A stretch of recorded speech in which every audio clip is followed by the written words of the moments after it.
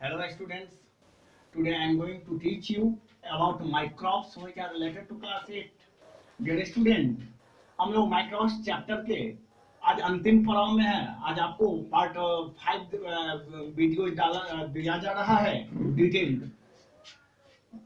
उसके बाद फिर हम लोग नेक्स्ट चैप्टर में जैसा जो होगा देखा जाएगा। आज हम इस माइक्रोब्स के अंतर्गत अलगेई के बारे में जानेंगे। जैसा कि आप सभी पढ़ते आ रहे हैं, बैक्टीरिया, वायरसेस, प्रोटोजोआ, फंगी, अलगा, उसी अलगा के ग्रुप में आज हम अलगेई को जानेंगे। तो सबसे पहले देखते हैं अलगेई के फीचर्स कौन कौन है। अलगेई सबसे पहले हम देखेंगे फीचर्स, इसकी क्या विशेषताएं होती है, कैसे ये प्रयोग में आते हैं। फीचर्स के अंतर्गत देखेंगे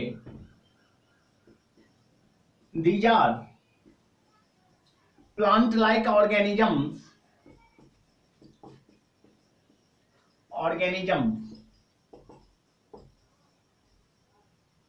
and they are found both in fresh water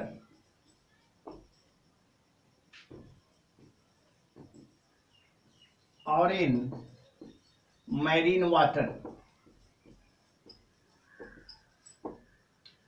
अलगा के बारे में कहा गया है कि these are plant like organisms, करीब करीब ये पौधे से मिलते जुलते ही प्राणी हैं। कहीं कहीं ये एक दूसरे से डिफर कर रहा है प्लांट ऑर्गेनिज्म से, लेकिन एक्चुअली में इसको भी प्लांट के ही श्रेणी में रखा जाता है, क्योंकि बहुत सारे सी फूड्स हम लोग भोजन में यूज करते हैं। आगे हम डिटेल करेंगे। चाइना जापान के लोग इसको खुशी से खाते हैं। क्यों खाते हैं? जरूर कहीं ना कहीं इसमें एनिमल नाम की कोई चीज नहीं है। जब भी है तो ये कैसा है, तो plant like organisms.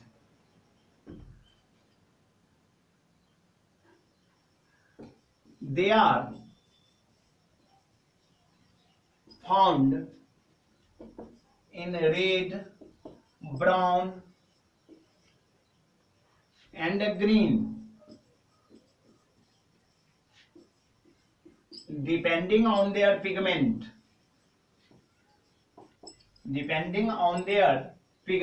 which they contain।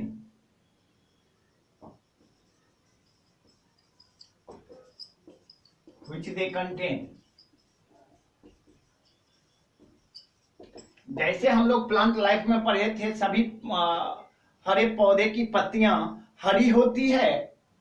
और ऐसा क्यों हरी होती है? तो due to presence of chlorophyll. Dear student, ये भी हरे, लाल और ब्राउन कलर में मौजूद होते हैं, और ये भी कहीं ना कहीं फोटोसिंथेसिस या क्लोरोफिल के द्वारा ये अपने फूड मेकिंग प्रोसेस को क्या करता है, संपन्न करता है।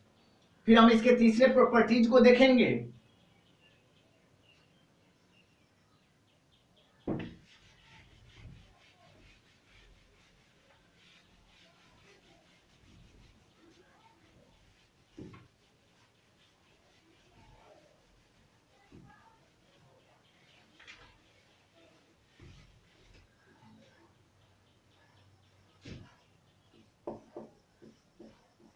These are called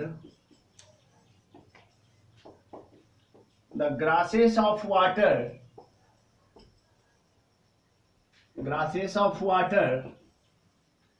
because they float on the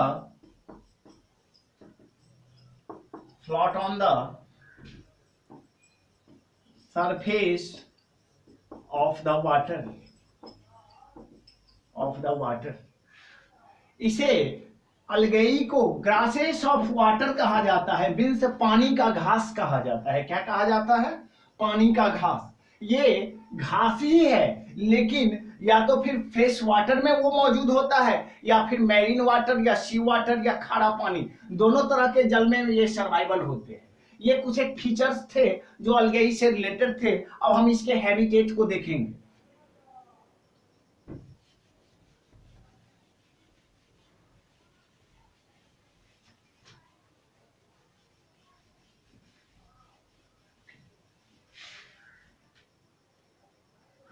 habitat किस तरह के परिवेश में ये अपना जीवन यापन गुजारते हैं उसको देखेंगे। They grow best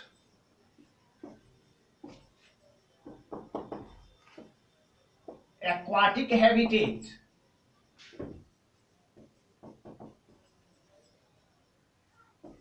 or in moist places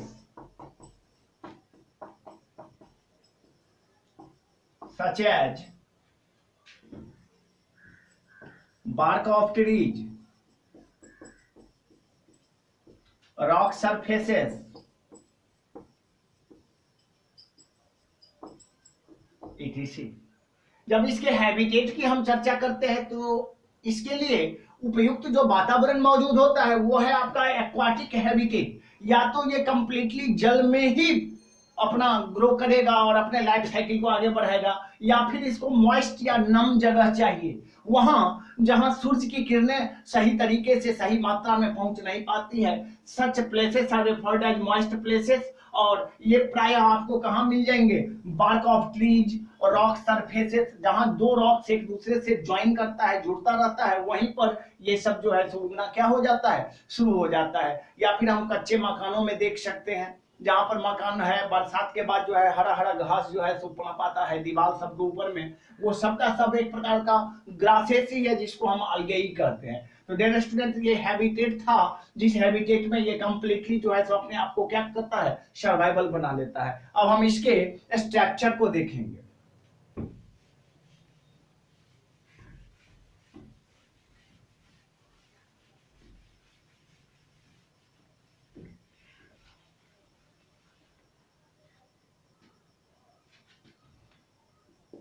structure, जिसको हम बनावट कह सकते हैं, क्या कह सकते हैं, संरचना इसकी कैसी होती है।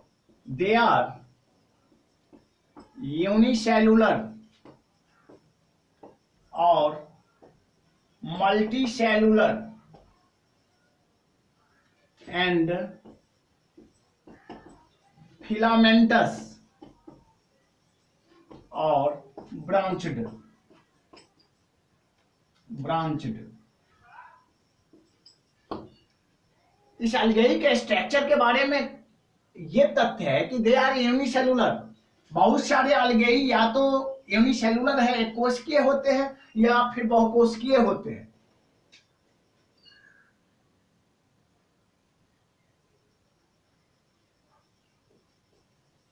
या फिर फिलामेंटस, बहुत सारे उसमें सुंगनुमा स्ट्रक्चर या तंतु निकले हुए रहते हैं। और फिर ब्रांच्ड, जिसको हम शाखित कहते हैं, एक जगह कहीं ये उगेगा और वहीं से जो है सो पनपना क्या कर देता है, शुरू कर देता है। तो ब्रांच लाइक स्ट्रक्चर होता है, या फिर फिलामेंटस होता है, या फिर वो एक कोशिकीय होते हैं, या फिर वो बहुकोशिकीय होते हैं।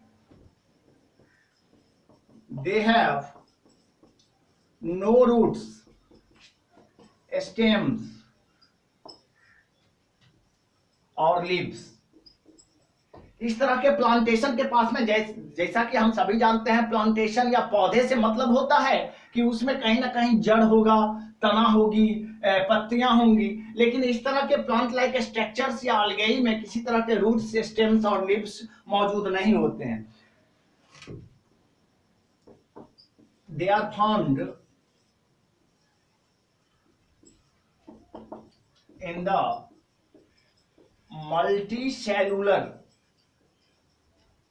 multicellular filaments। जनरली ये कैसे उगते हैं, तो मल्टीसेलुलर फिलामेंट्स, बहुकोशिकीय तंतुओं की तरह इनमें से बहुत सारी तंतुएं निकलती है और अपना ग्रो करना ये क्या कर देता है, शुरू कर देता है। For example, Volvox and Spirogyra, ये कुछ एक अलगेई के नाम हैं जो हमेशा फिलामेंटस या कॉलोनी बना करके रहते हैं। कॉलोनी से मतलब है सिर्फ एक कहीं पर ये प्लांटेशन उगेगा और उसके बाद उस एरिया के पूरे एरिया को क्या कर लेता है, वो कवर कर लेता है। तो ये उसके स्ट्रक्चर्स थे। अब हम इसके शेप एंड साइज को देखेंगे।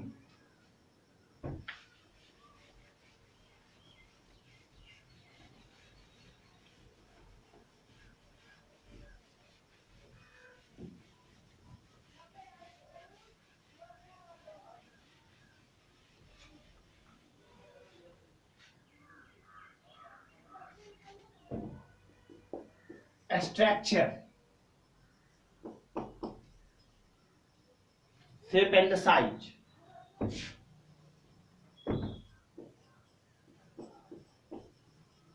Shape and size. अब हम उसकी आकृति और माप को देखेंगे।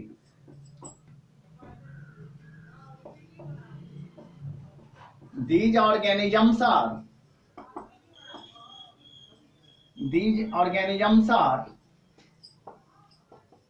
unicellular and are found in spherical, spindle shaped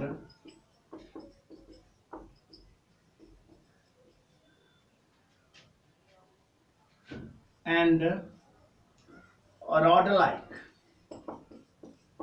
ये एक कोश के रूप में या तो स्फेरिकल है, गोलीय है, या फिर स्पिंडल नुमा है, शाहुल जिसको हम बोलते हैं, एंड रॉड लाइक, रॉड की तरह, छड़ की तरह इसकी आकृति होती है, छड़ की तरह, और बहुत ही फिलामेंटस होते हैं। इसकी पत्तियां जो है तो बहुत दूर दूर तक फैली हुई रहती है। जैसे आप सीवीड्स देखते हैं, वो क्या डकवीड्स देखते हैं, ये सब के सब प्लांटेशन ही है जो अलगाई के श्रेणी में रखे जाते हैं। द साइजेज ऑफ अलगा varies from 2 to 200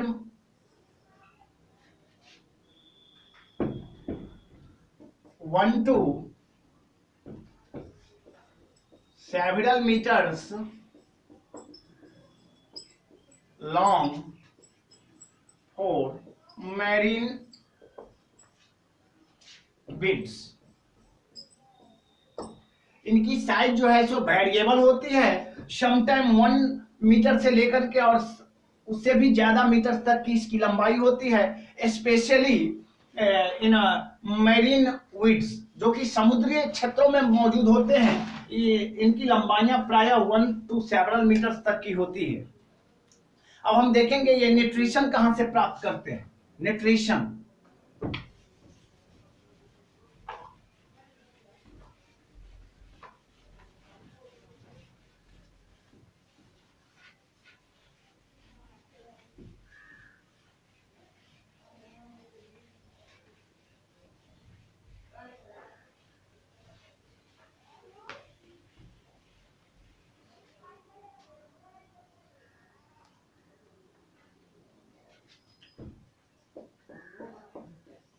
nutrition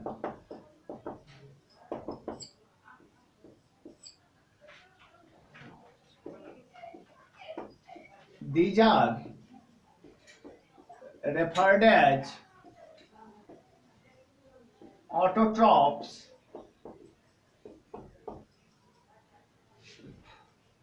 and capable to manufacture their food with the help of chlorophyll।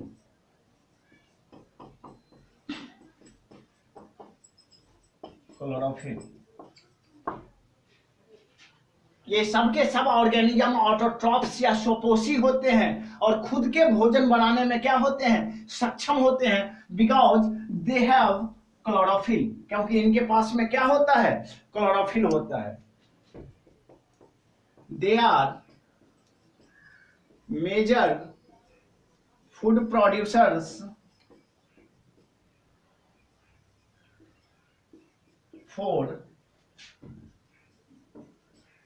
aquatic life। और समुद्र नदियों में रहने वाले जीवों के लिए ये भोजन का एक अच्छा साधन है। They are major food producers for aquatic life, और इनके रहने से ही समुद्री जीव जंतुओं को कभी खाने पीने की दिक्कत नहीं होती है, क्योंकि ये पर्याप्त मात्रा में उस तरह के मैरीन और फ्रेश वाटर में मौजूद होते हैं। और मछलियों का भी ये प्यारा भोजन होता है। मछलियां, बहुत सारी मछलियां अपने पोषण को इसी से प्राप्त करती है, क्योंकि ये ऑटोट्रॉफिक और साथ ही साथ इसके हम कुछ यूजेज देखेंगे, प्रयोग देखेंगे, तो आपको पता लगेगा कि जो कहाँ कहाँ इसका उपयोग होता है। तो हम कुछ स्पेशल यूजेज देखेंगे अलगा का।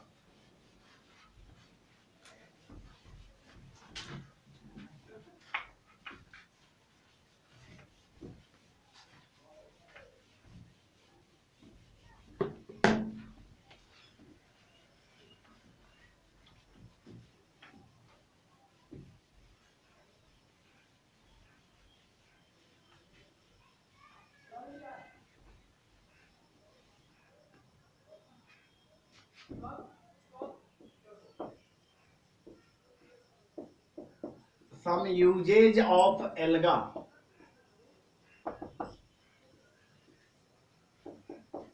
In China and Japan,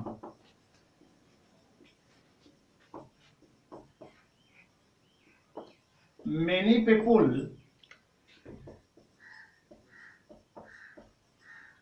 use these food items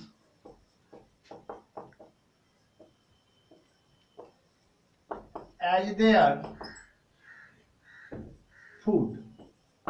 प्रायः चाइना और जापान के लोग इसे फूड के रूप में प्राप्त करते हैं और बड़ी चाव से इसको खाते हैं। A sodium product of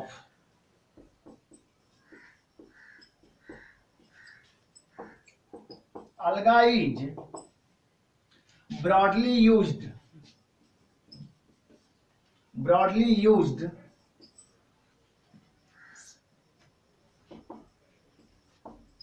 as smoothing the chocolates, cream etc. प्रायः फॉरेनर कंट्रीजों में, विदेशों में क्रीम, चॉकलेट्स बनाने में भी इस तरह के अलगा का क्या किया जाता है, उपयोग किया जाता है। डियर स्टूडेंट, इसी के साथ आज का हमारा ये टॉपिक यहीं समाप्त हो रहा है, साथ ही साथ चैप्टर भी आपका यहीं समाप्त हो रहा है। फिर हम लोग नेक्स्ट वीडियो लेकर के लेसन 3 में मिलेंगे। साथ ही साथ इसके सारे क्वेश्चन आंसर, सभी ऑब्जेक्टिव टाइप क्वेश्चंस, ये सब के सब पीडीएफ के थ्रू आपको दिया जा रहा है, जिसको आप आसानी से अपने लिंक को खोल करके प्राप्त कर सकते हैं। तब तक के लिए धन्यवाद।